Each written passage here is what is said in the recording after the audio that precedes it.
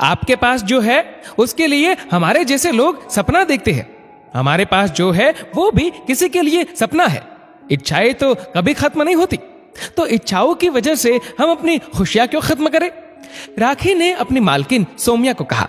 सोम्या और उसके पति हरीश के बीच कुछ दिनों से झगड़ा चल रहा था। सोम्या अपनी समस्या किसी को बताना भी नहीं चाहती थी, क्योंकि आज के वक्त में समस्या को सुनकर उसे बढ़ाने वाले लोग ज्यादा है। या तो लोग हमारी समस्या को उत्सव समझकर मनाने लग जाते हैं, पर उसका हल कोई कोई ही बताता है। राखी 6 साल से सोम्या के यहां ही काम करती थी। राखी का पति रामू भी सोम्या के पति के ऑफिस में ड्राइवर था। राखी अपने काम से काम रखती थी और कभी कभार जब सोम्या को देर हो जाती तो बच्चों के पास भी रुक जाती थी। उसने कभी बच्चों के पास रहने का कोई एक्स्ट्रा पैसा नहीं मांगा सोम्या से। सोम्या भी जो भी अपने बच्चों के लिए खाने पीने के लिए मंगवाती, जाते वक्त राखी के बच्चों के लिए भी जरूर भेजती थी। लॉकडाउन के बाद हालात वैसे ही बिगड़ गए।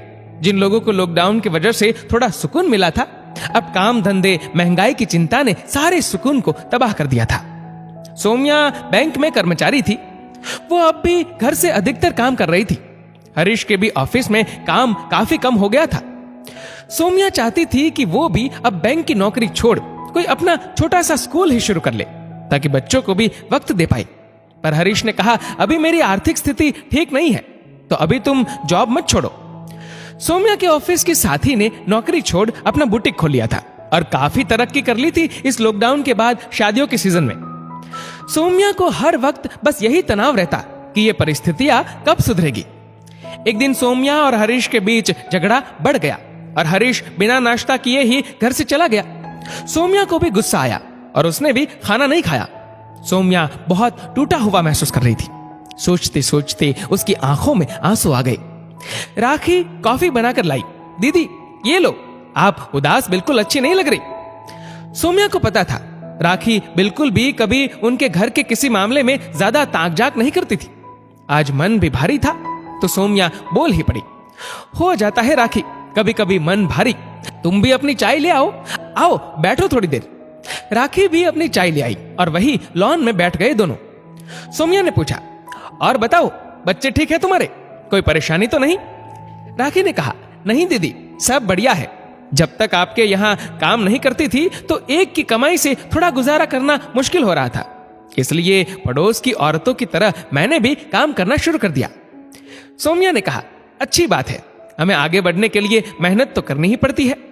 राखी ने कहा, दीदी एक बात बोलूं, छोटा मुंह बड़ी बात, बुरा तो नहीं मान जाओगी? सोम्या ने कहा, नहीं नहीं बोलो। राखी ने कहा, दीदी पहले मैं अपनी पड़ोसन को देखकर सोचती थी, काश इसकी तरह मैं भी काम करूं, अपनी पसंद के कपड़े ला सकूं अपने बच्चों के लिए।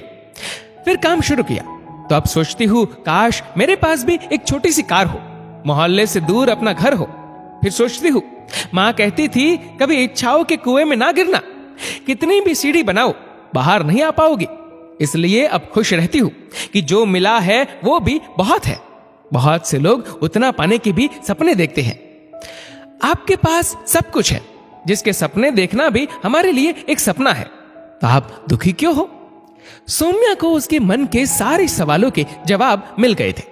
साधारण सी राखी ने वो कर दिया जो 2 महीने से वो काउंसलर नहीं कर पाया, जिसके पास सोम्या मोटी फीस देकर आती थी। सोम्या ने राखी को देखा और उसके हाथ पर हाथ रखा। राखी डर गई कि आज पहली बार तो कोई बात की थी, अब तो दीदी मुझे धक्के मारकर बाहर निकाल देगी। सोम्या कुछ कहती उससे पहले ही राखी बोल पड़ी, दीदी माफ कर दो, गलती हो गई। सोम्या ने कहा, अरे राखी तुमने तो मेरी सारी उलझन ही मिटा दी, तुम माफी क्यों मांग रही हो? तुम तो इनाम के हकदार हो। सही कहा तुमने, जो प्राप्त है वही पर्याप्त है। मैं पहले खुश रहती थी, अब जब से दूसरों के सुख की होड़ लगाई है, अपनी पहले की खुशियां भी खो दी। अब ऐसा नहीं करूंगी, अब मैं अपनी खुशी दोबारा मनाऊंगी। ये सुनकर राखी के दिल को तसल्ली हुई कि मेरी नौकरी बच गई। दोनों ने चाय पी और अपनी खुशियों को फिर से घर बुला लिया। दोस्तों, जो मिला है वही सच्ची खुशी है। खुश रहिए, खुशियां बांटिए। इस वीडियो को लेकर आपकी क्या राय है, नीचे कमेंट करके जरूर बताएगा। और अगर वीडियो अच्छा लगा हो तो इस वीडियो को लाइक करिएगा, शेयर करिएगा ज्यादा से ज्यादा लोगों तक। और ऐसे ही और भी इंस्पिरेशनल वीडियोस के लिए सब्सक्राइब करें हमारे यूट्यूब चैनल को और फेसबुक पर फॉलो करें हमारे पेज को। धन्यवाद।